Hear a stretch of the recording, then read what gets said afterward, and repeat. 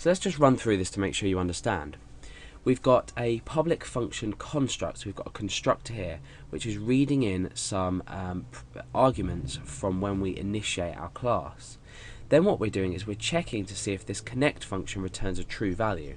Now we haven't done anything with the connect method yet, but when we do, if it returns a false value, we're going to say connection failed. Otherwise, if it returns a true value, we're going to say connected to DB host. So what we could say is, again, we could say if this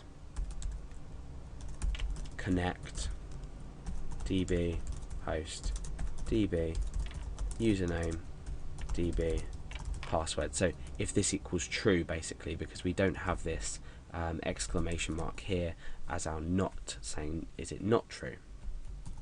So let's just test this out. Let's return true automatically in this connect function. So when we call the connect function or the connect method here and here, we're automatically returning true. So therefore we're going to say connected to, and it's going to successfully work. So at the moment, if we refresh our page, you'll see that there's nothing on there because we need to create a new instance of this connect, database connect class. So connection equals database connect, and remember we need to supply it with 3 arguments, which is the host,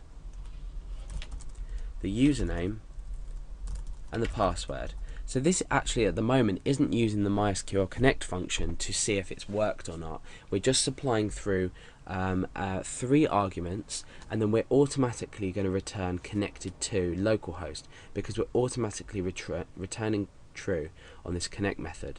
So let's refresh. You can see, oh no, database connect.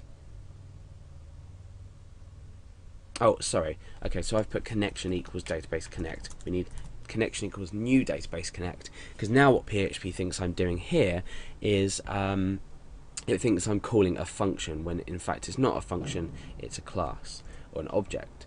So let's refresh. Connected to localhost. Okay, that's fine. We presume that would happen because we've automatically returned true here. Now let's try and automatically return false to see what happens. And you can see that it says connection failed. So we know that everything's working up until now. Now all we need to do is inside our public function connect, we need to, let's just get rid of that, inside our method connect, we need to do a MySQL connect, and we need to check if this has connected, and then we can return a specific value.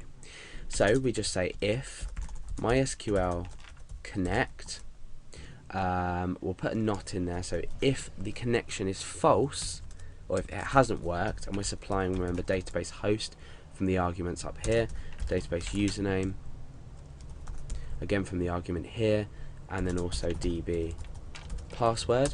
So if that hasn't worked, bear in mind we automatically connect to our database because we supply this command, but this if statement's checking if it's not connected properly, then we return false.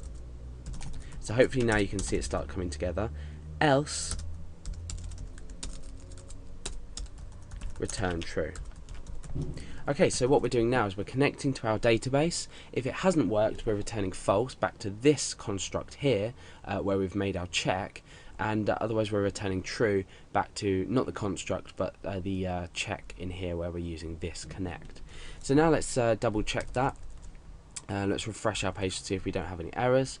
Okay, everything looks okay. Let's create a new instance of our connect, and this will either work or not. So we can say connect equals database connect, and then we can put our arguments in here. Now just before that, in this construct, just above the if, I'm going to say echo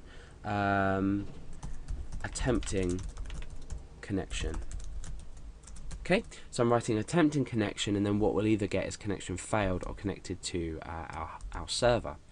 So database connect, we need to specify the host, which is for me localhost, the username, which is root for me, and I don't have a password set, but let's just get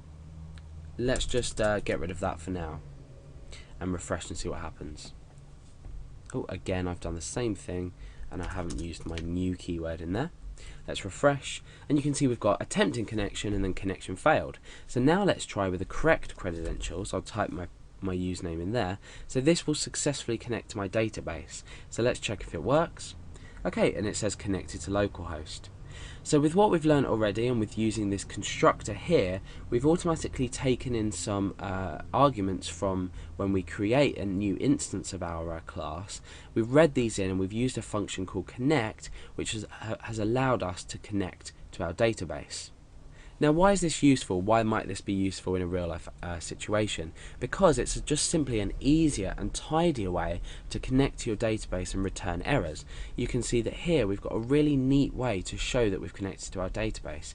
We don't always need to tell our users that we've connected to our database, but let's say for debugging purposes you wrote all your code like this. You're going to have detailed error information sent straight back to you without just using procedural code where you will maybe say or die, kill the page. Here we get specific information, and all we need to do is say connection equals new database connect, and we're basically done.